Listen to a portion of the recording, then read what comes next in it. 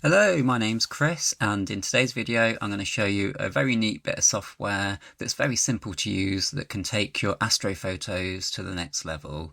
I find it particularly useful for enhancing smart telescope images. We can go from an image like this, which is 48 minutes on the North American nebulae, to this, where it really pops by just popping it into some software called Luminar Neo and playing around with a few sliders basically. Now, I'm not sponsored for this video at all. I just really like using Luminar Neo. I'm aware there's lots of advancements in software such as Cyril, and I'm also aware that my friend Luke from the Luke Matico channel, very good channel, he's brought out Astro Wizard software, which I'm yet to have a look at. I will get round to that, but in the meantime I did want to share a video on this because I'm impressed with it, and it's not a subscription thing, it's a one-off payment as well. So let me just show you that as well. If you want to actually find this software, just obviously type in Luminar Neo into your search engine. Look for Skylum because they're the guys who make it, and you can view your plans. And as you can see, they've quite often got sales on. At the moment, it's £99, the one-off payment if you want this for your Mac or your Windows machine, but it's also available for iOS, etc. So yep, that's how you get that. Once downloaded, we can click on Luminar Neo. You've got 3 tabs at the top: Catalog, Preset and Edit. Catalog's the place to start with because it's a catalogue of your images and it's where you add your photo. So I've clicked on Add Photo, clicked on this one here, and I've just clicked Add, and that's brought up this image here. Now, straight away, we can actually, before we move on to any of these other tabs, we can do some stuff here with these tools on the side. For astrophotography, I find upscale quite useful if you want to increase the resolution of your image. If you want to display it on a bigger screen, for example, you can just simply drag that over there and click upscale, and it would just take a moment and it'll upscale that image. But also, I also find generative arrays really useful.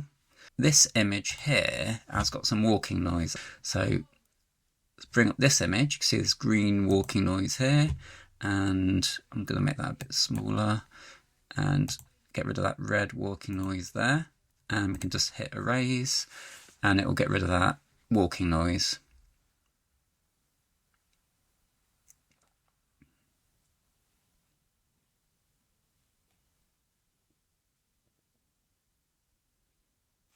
Voila, the walking noise is gone. I missed this bit of walking noise there, but and that satellite there, but you get the idea. Anyway, that's fine. The image we're going to work on, which is this one. Now, the preset tab is more useful for daytime stuff. It's just like adding LUTs to your image to give them a different look. So we're going to skip that and go straight over to edit. Now, this is fantastic. I spend most of my time here, which isn't long at all because this whole thing takes a few minutes. So first thing I like to do is go into crop. You can get AI to crop if you want, but I don't do that. What I want to do is, for example, if you wanted to upload this to Facebook, for example, you can click on your aspect ratio tab and pick Facebook feed, and it will pick the perfect aspect ratio for Facebook, and press apply. Now, the second tab I'm going to play with is enhance. I'm going to slide that until I get the nebula looking how I want, which is all the way up. Now, you can see it before and after by pressing the eye icon. Now, I'm happy with the nebulae, but the background's really obviously quite milky. Also, if you don't want to keep that, you can just tick that and undo it. But I'm going to keep that all the way to the top and address this background. Now, the next tabs are noiseless and super sharp, which do a good job, but because I've already done AI processing in the S30 Pro Smart Telescope, they're kind of not needed here. I'm going to move straight on to develop. There's a lot of tools in develop. The ones I like to use are levels and curves, and you can adjust either red, green or blue or all at once. So I'm just going to bring the shadows down a bit to get rid of that milky background. So the left side of the histogram controls the dark areas, the right side of the histogram controls the bright areas. So I want to get rid of this milky background, so I'm going to click quite low down here and just drag that down like so. Do a before and after with the eye icon. I'm happy with that. Let's move on to the next thing now. Now, these tools down here, they're much better if you're doing daytime photography, so we're going to skip those. I'm going to go to dramatic. Now, this does kind of what it says on the tin. It makes your image look more dramatic.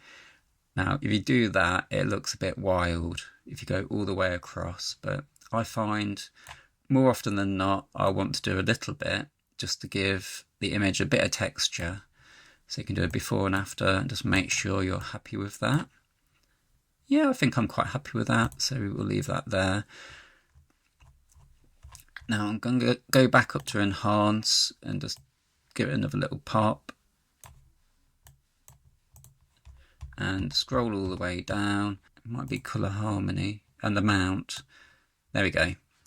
This is the one. In colour harmony, I've found if I increase the amount, it's really good for boosting the nebulae, but keeps everything else the same. So you can see how that's, obviously if we go too far, it blows everything out. But you can see it goes from there. If I boost it by up to 10, that makes a noticeable difference there. Probably go a bit more even, probably 15 on that. Yeah, happy with that. I'm going to keep that. I'm probably just going to tweak the background colours again. So let's go into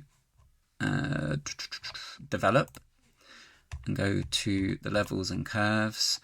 I'm going to add a bit of green in the highlights like that and just drop the shadows back down again.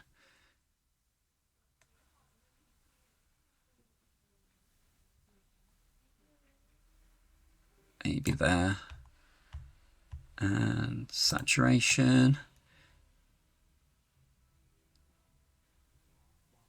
There you go. Vibrancy, we can play with that.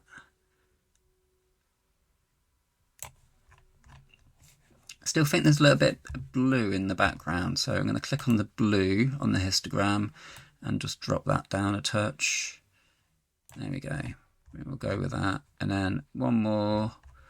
Enhance for the road, and I'm just going to save that out by right clicking and going to export. Pick your file name. I'm going to do test 3 because this is the third attempt at this video, and you can choose your format, JPEG, PNG, TIFF, whatever you like. I'm going to keep it as a JPEG because it's easy to upload to social media, and that'll export that out. And there we have it here. So we've gone from this starting image, which is 48 minutes mosaic of North American Nebula in the S30 Pro, and just enhanced within the app, a single JPEG saved and exported, to 5 minutes in Luminar Neo, and we get this image. If I can get it to come down. Where are you? Come down. There we go. Come back. There we go. So you can see that's a big difference from this to there. Obviously, if I spent more time, you can get the colour balance better and tweak it how you like. This one's one I did previously. I think that's probably a little bit better. I spent a little bit more time getting the background balanced on that one, but you get the idea. Hope that's useful for a software idea. If you've not played with Luminar Neo, I think it's well worth it. And it's not a subscription, so you don't need to worry about money going out your bank every month, which is something I worry about, and I'm sure a lot of us do. Okay, if you enjoyed that, consider giving me a thumbs up. If you really enjoyed it, consider subscribing. Just want to say a big thank you to my channel members and Patreons, and until next time, please tell those clowns to sod off.